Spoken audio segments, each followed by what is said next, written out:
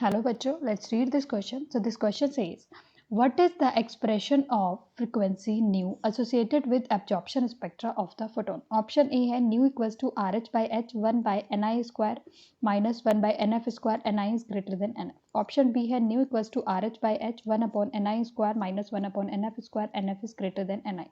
Option C है nu equals to R H by H negative में है 1 upon N I square minus 1 upon N F square N F is greater than N I. Option D है all the above are correct. तो इस question में जो की concept है वो क्या है? Frequency of absorption spectra. की कॉन्सेप्ट क्या है?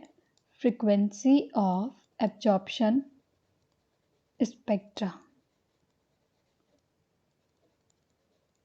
तो पहले हम चेक करते हैं एब्जॉर्प्शन स्पेक्ट्रा क्या होता है, उसके बाद उसकी फ्रीक्वेंसी को कैसे कैलकुलेट कर सकते हैं उसको चेक करेंगे और अपना आंसर फाइंड आउट करेंगे.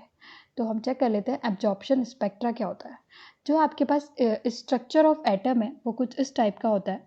ये सेंटर में न्यूक्लियस है और बाहर first energy orbit then second energy orbit. अगर कोई इलेक्ट्रॉन फर्स्ट एनर्जी ऑर्बिट में है और ये कुछ एनर्जी को एब्जॉर्ब करके मूव करेगा सेकेंड एनर्जी ऑर्बिट में, क्योंकि फर्स्ट एनर्जी ऑर्बिट का जो एनर्जी है इसका जो एनर्जी है E1 ये हमेशा छोटा होगा E2 से. तो जब इलेक्ट्रॉन मूवमेंट करेगा सेकेंड ऑर्बिट में, ये वाला सेकेंड है और ये फर्स्ट है, तो वो कुछ एनर्जी को एब्जॉर्ब करने के बाद ही मूवमेंट करेगा. तो जब वो मूवमेंट करके वो वहाँ पे जाता है तो वहाँ पे कुछ डार्क कलर के लाइट बैंड्स विजिबल होते हैं जिसे बोलते हैं एब्जॉर्प्शन स्पेक्ट्रा. तो यहाँ पे जो फ्रीक्वेंसी है एब्जॉर्प्शन स्पेक्ट्रा की वो एक फॉर्मूले की हेल्प से हम कैलकुलेट कर सकते हैं. क्या फॉर्मूला है? R H by H 1 upon N I square minus 1 upon N F square. ये फॉर्मूला है जहाँ पे जो वैल्यूज़ हैं आर एच क्या है? Rydberg constant. आर एच क्या है? Rydberg constant. एच क्या है? Planck constant. Ni और Nf क्या है समझते हैं. जब इलेक्ट्रॉन फर्स्ट ऑर्बिट में था, हम एक नया स्ट्रक्चर ड्रॉ करते हैं, तो वो उसका इनिशियल कंडीशन था.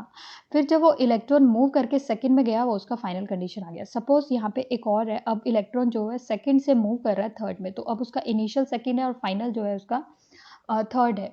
तो आप देखेंगे कि जो फाइनल है वो हमेशा बड़ा होगा किससे? इनिशियल से, क्योंकि वो एनर्जी को एब्जॉर्ब कर रहा है. तो जो आपके पास एनर्जी है, जो फर्स्ट एनर्जी लेवल है मींस E1 है, वो हमेशा छोटा होता है E2 से और E2 हमेशा छोटा होगा E3 से. तो दैट मीन्स एक बड़े एनर्जी लेवल में जाने के लिए इलेक्ट्रॉन एनर्जी को एब्जॉर्ब करेगा. अगर वो बड़े से छोटे की तरफ आएगा तो वो एनर्जी को एमिट करके आएगा, लेकिन वहाँ पे वो एमिशन स्पेक्ट्रा होता है, एब्जॉर्प्शन स्पेक्ट्रा नहीं होता है. तो यहाँ एब्जॉर्प्शन स्पेक्ट्रा के केस में जो फाइनल वाला होगा NF वो हमेशा बड़ा होगा किससे? इनिशियल से. तो अब हम मैच कर लेते हैं हमारा आंसर किससे मैच हो रहा है. फर्स्ट है R H by H 1 upon N I square minus 1 upon N F square, लेकिन यहाँ पे इनिशियल को बड़ा दिया हुआ है तो ये गलत हो जाएगा. R H by H 1 upon N I square minus 1 upon N F square, यहाँ पे फाइनल बड़ा है एन इनिशियल से, तो ये ऑप्शन सही है.